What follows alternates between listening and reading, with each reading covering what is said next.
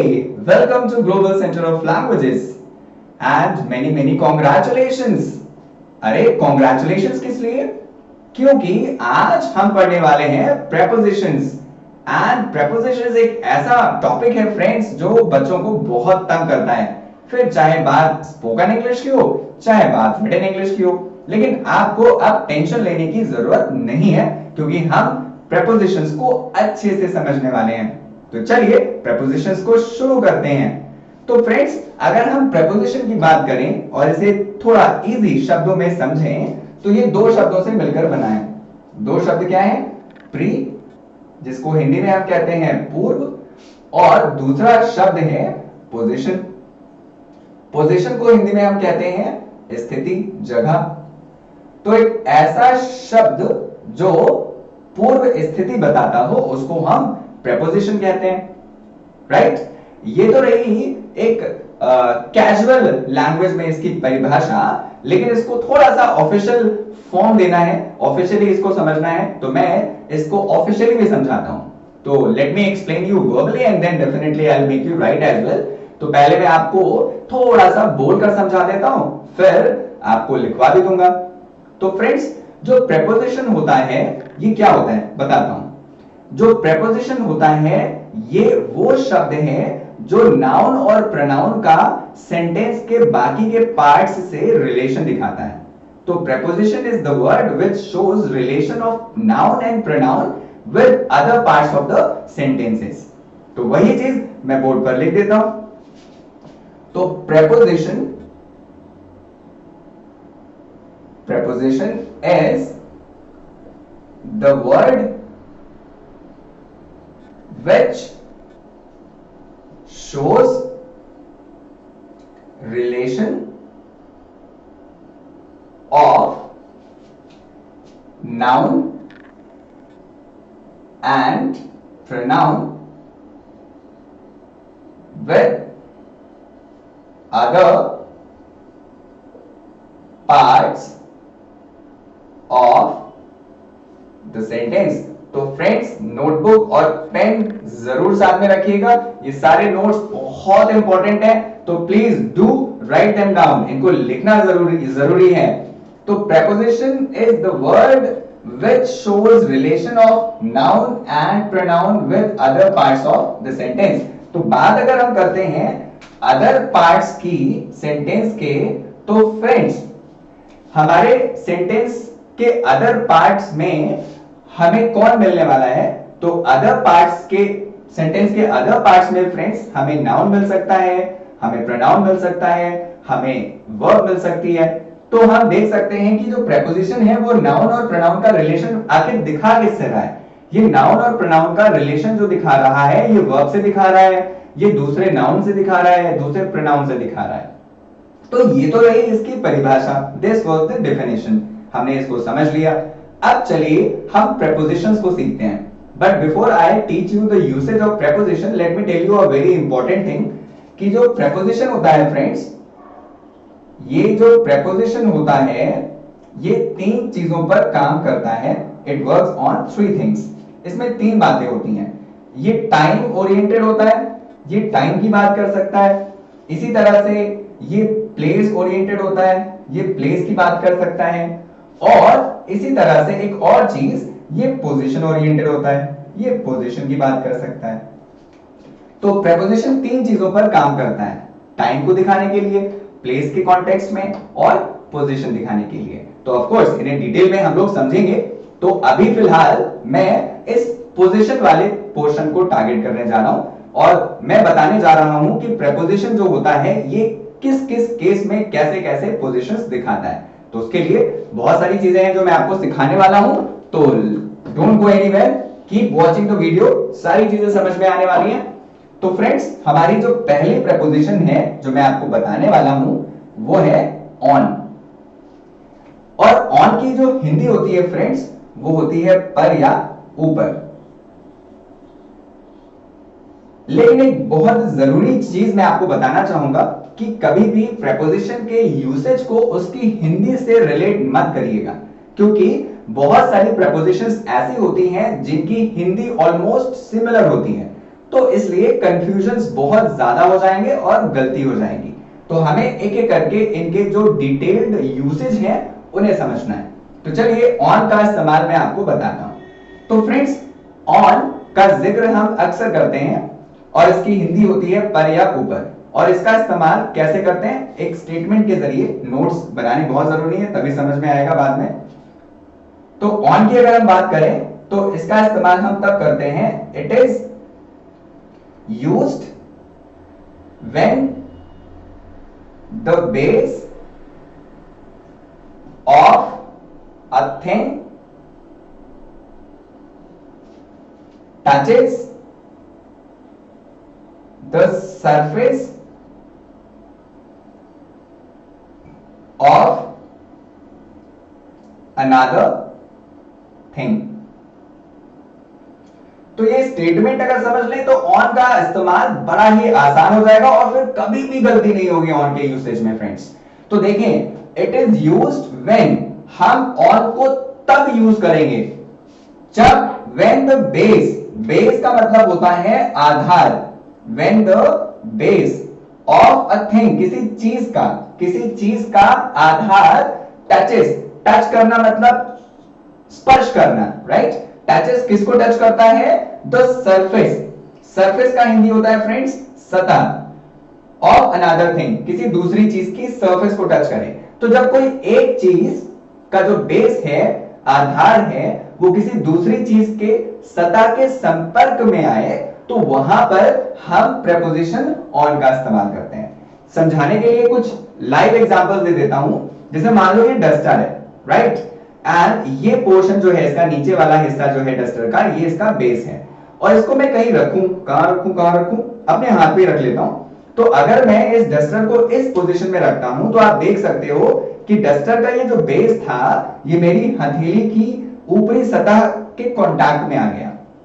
तो ऐसे में अगर हमें डस्टर की पोजीशन बतानी है तो हम हिंदी में क्या बोलेंगे कि डस्टर हाथ के ऊपर है, हथेली पर है। तो ऐसे में हम इस डस्टर की पोजीशन के लिए ऑन का इस्तेमाल करेंगे और बोलेंगे duster is on the palm.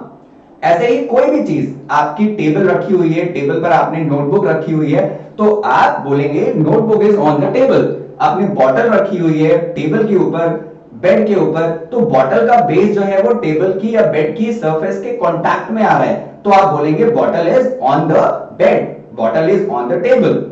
ठीक उसी तरह से इसको और अच्छे से समझाने के लिए, ताकि आप कभी ना भूलें और आपके पास नोट्स रहें, मैं ड्राइंग भी बनाऊंगा। मैं कुछ ड्राइंग्स क्रिएट करूंगा जिसकी मदद से आपको ये चीज समझने में बहुत मदद मिलने वाली है। So don't forget making drawing as well. तो फ्रेंड्स, एक ड्राइंग है और प्लीज ज्यादा हंसेंगे नहीं, मजाक नहीं बनाएंगे। मेरी ड्राइंग बहुत अच्छी नहीं है, समझाने के पर्पस से बना रहा हूं। जैसे कि एक टेबल है, there is a table over here. ये टेबल जैसे चीज दिख रही है आपको, और इस टेबल के ऊपर मैं एक एनिमल को ले रहा हूं, कैट, बिल्ली मौसी, जो अक्सर हमें बहुत प्यारी होती हैं। तो फ्रेंड्स, ये एक कैट है जो इस टेबल के ऊपर बैठी हुई आपको दिख रही होगी। तो आप देखेंगे यहां पर ये जो कैट है उसका ये जो बेस है, ये इस टेबल की सतह, ये ऊपरी हिस्से के टच में आ रहा है, कांटेक्ट में आ रहा है। तो मैंने ऊपर बताया कि जब किसी भी चीज का बेस यानी कि आधार टच करता है किसको? सतह को, तो ऐसे में हम उस चीज की पोजीशन के लिए ऑन का यूज करते हैं। यानी कि अगर हमें बिल्ली की पोजीशन बतानी है तो बिल्ली के लिए हम कौन सा प्रेपोजिशन यूज करने वाले हैं? ऑन। और हम बोलने वाले हैं कि cat is on the table. So the cat is on the table. ये वाली जो बिल्ली है वो टेबल के ऊपर बैठी है। तो फ्रेंड्स, बहुत ही इजी है ऑन प्रेपोजिशन का इस्तेमाल। तो उम्मीद है ये ऑन आपको समझ में आ गया होगा। ऐसी और भी बहुत सारी इंटरेस्टिंग प्रेपोजिशंस हैं, उन्हें भी तो पढ़ना है। तो चलिए मैं आगे की प्रेपोजिशंस को भी आपको समझाता हूं। तो फ्रेंड्स, ऑन के अलावा अक्सर बच्चों को कंफ्यूजन रहता है अपॉन में। भाई ऑन अपॉन लगते तो एक जैसे हैं, लेकिन कैसे इस्तेमाल किया जाए, हाउ टू यूज देम।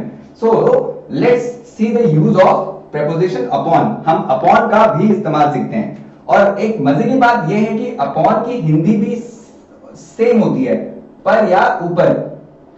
तो मैंने इसीलिए आपको पहले समझा दिया था कि हमें प्रेपोजिशन को उसकी हिंदी से रिलेट करके नहीं समझना है। तो चलिए अपॉन का अपना एक ऑफिशियल यूज क्या है वो समझते हैं। तो फ्रेंड्स जो अपॉन होता है इसके बारे में एक रूल है, वो रूल ये है कि it is used to show the position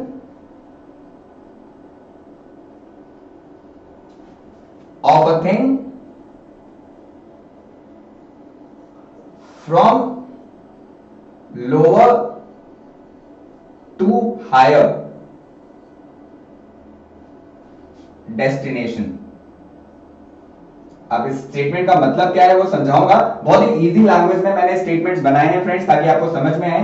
तो it is used to show the position of a thing from lower to higher destination. इस पर हमें फोकस करना है। लोअर टू हायर, लोअर का मतलब होता है नीचे और हायर का मतलब होता है ऊपर। तो नीचे से ऊपर, और डेस्टिनेशन मतलब कोई जगह, कोई स्थिति। तो फ्रेंड्स हम ऑन का इस्तेमाल तब करते हैं जब हम किसी चीज की पोजीशन को नीचे से ऊपर के कॉन्टेक्स्ट में दिखाना चाहें। कोई चीज नीचे से ऊपर जब जाती हो तो ऐसे में हम उसके लिए अपॉन का इस्तेमाल करते हैं। समझाने के लिए मैं फिर से एक ड्राइंग की हेल्प लूंगा। जैसे एक टेबल है फ्रेंड्स, यहां पर बनी हुई है, this is a table and यहां पर here a cat is sitting. एक बिल्ली यहां पर बैठी हुई है फ्रेंड्स, ये बिल्ली यहां पर बैठी हुई है और इस बिल्ली को जो है मन कर रहा है कि वो टेबल पर जाकर बैठे, बड़ा एक्साइटेड है टेबल पर बैठने के लिए। तो ये बिल्ली यहां से जंप लगाती है और ये टेबल पर पहुंच जाती है। तो ऐसे में आप देख सकते हैं कि बिल्ली जो थी वो ग्राउंड पोजीशन पर थी और ये ग्राउंड पोजीशन से पोजीशन को बदलकर कहां जा रही है, हाइट पर जा रही है, हायर पोजीशन पर जा रही है। तो ऐसे में फ्रेंड्स हम प्रेपोजिशन इस्तेमाल करेंगे अपॉन।